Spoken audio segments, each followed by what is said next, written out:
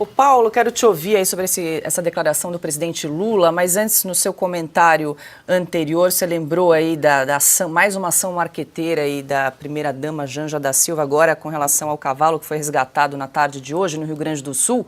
A gente vai acompanhar aí um trecho. Para quem anda divulgando fake news por aí,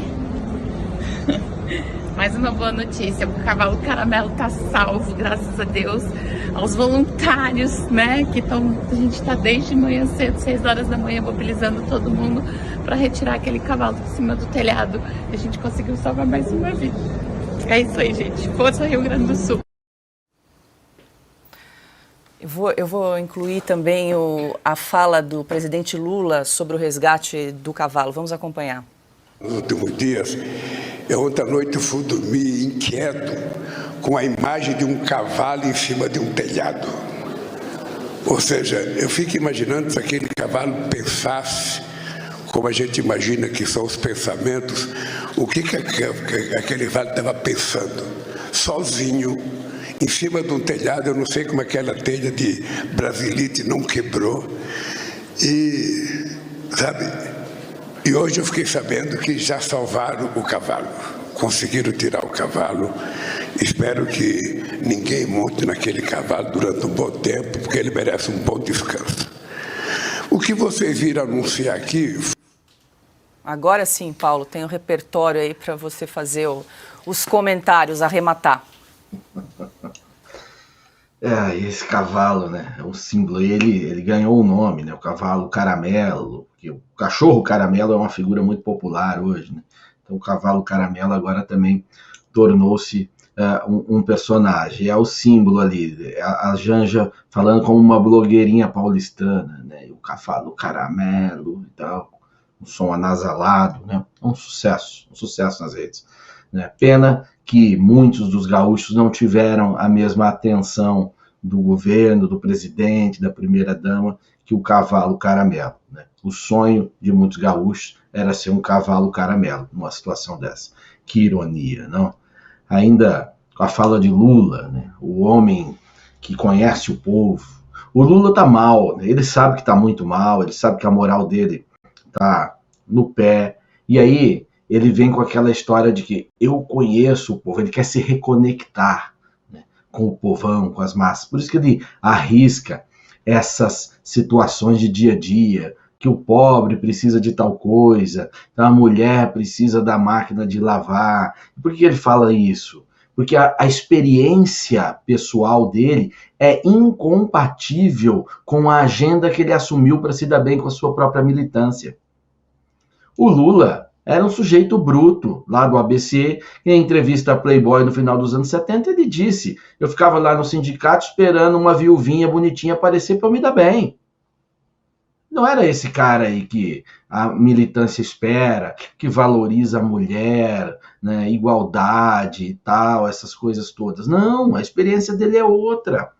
E nessa crise que ele passa, ele volta a ser o Lula raiz, e aí sai o Lula de verdade. E não o Lula desenhado na porta do DCE. O Lula é esse cara aí, né, que já falou tantas outras coisas, falou de Pelotas, né, lá no Rio Grande do Sul, que era um polo exportador de homossexuais, mas ele tem licença para fazer essas coisas, porque isso interessa à militância que colocou no Lula o operário, né, um símbolo, o agente transformador, e que ia viabilizar a implementação de toda a agenda da esquerda. Mas quando ele falou aí da máquina de lavar, importante para a mulher, né, ele me lembrou de uma situação, a novela Tieta, né, inspirada no romance do Jorge Amado, baseada no romance do Jorge Amado, tinha um personagem, o Timóteo, que era vivido pelo ator Paulo Berti, e ele era casado com a Elisa, se não me engano, a personagem. E o Timóteo marcou uma viagem para São Paulo, que eles falavam, que era o grande centro, que tinha as coisas interessantes. E ele foi até São Paulo. E a esposa dele ficou lá, né, no Agreste, ficou lá esperando, ansiosa por um presente sofisticado que ele fosse trazer para ela. Aí ele chega de viagem com a caixa imensa, e ela vai eufórica para abrir a caixa, e quando ela abre aqueles presentes, estava lá um jogo de panelas. O Lula é mais ou menos esse cara aí, uma espécie de Timóteo do ABC. Consta, o Lula quer saber o que o cavalo estava pensando em cima do telhado. Foi isso que a gente acompanhou, é isso? Tem gente aqui no chat falando que se era um cavalo ou uma égua, enfim, saiu na imprensa que era um cavalo chamado Caramelo, depois parece que no resgate descobriram que era uma égua, enfim. Fato é importante que o cavalo já está resgatado, devidamente salvo, mas saíram essas pérolas aí ao longo dessa tarde.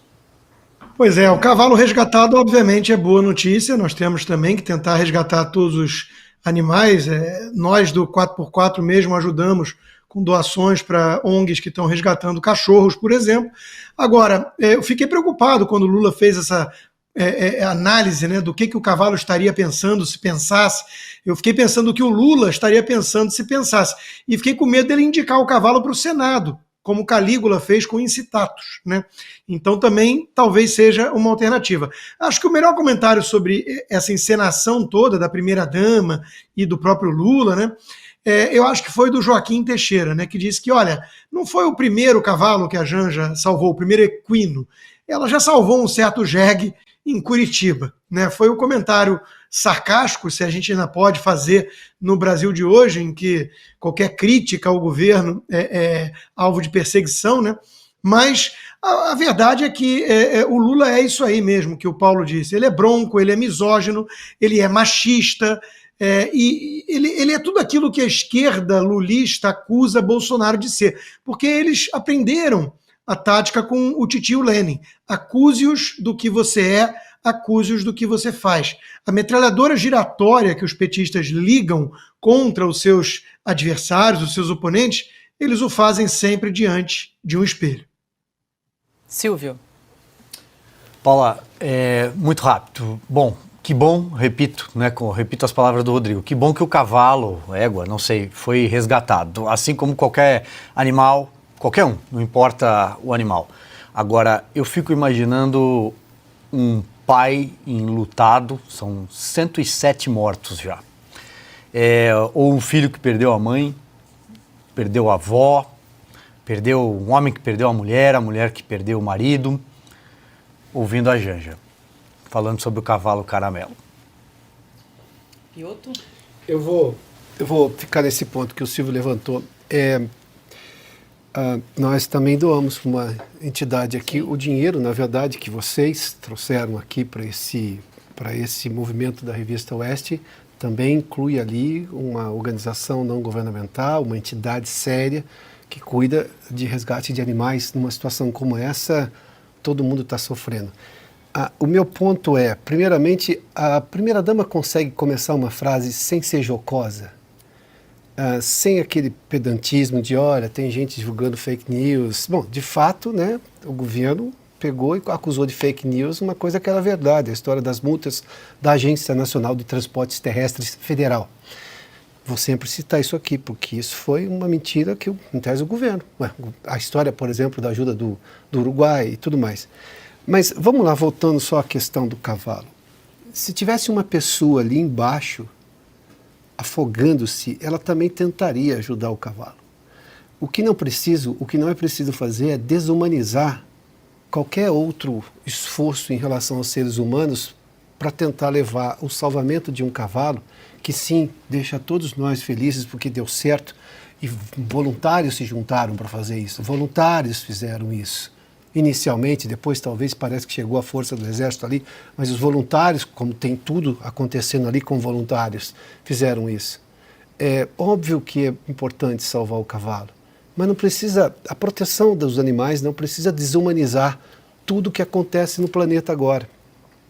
O Silvio fez menção, imagina o que pensa, por exemplo, o pai de uma criança que morreu na enchente, um familiar qualquer, não importa qual o vínculo, um amigo, quando vê que o cavalo ganhou essa menção especial do presidente e da primeira-dama e não ganhou, por exemplo, uma vítima que foi salva ou um trabalho de resgate de voluntários, dos bombeiros, dos socorristas, de médicos, de homens do exército. Por que não citar esses heroísmos também em relação às pessoas? Não tem de separar as coisas, uma coisa mais importante que a outra. Não, a gente está fazendo esforço para todo mundo.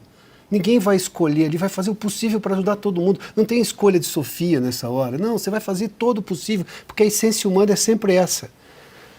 Aí vem sempre esse pedantismo, né, da primeira-dama, essa coisa jocosa. Aí vem o Lula, o que o cavalo estava pensando. Enfim, o Macaco Tião foi eleito em 1988 para a Prefeitura do Rio de Janeiro, se não me engano. Foi eleito, não foi votado, 400 mil votos. Você lembra disso, Silvio? Se a cédula fosse de papel, eu corro o risco em dizer que provavelmente muita gente votaria agora no cavalo, como é que chamou? Caramelo também? Caramelo. Ou no cachorro caramelo, ou na ararinha azul caramelo, sei lá o quê, diante desse tipo de comportamento de certos políticos. Teve também o cacareco, né?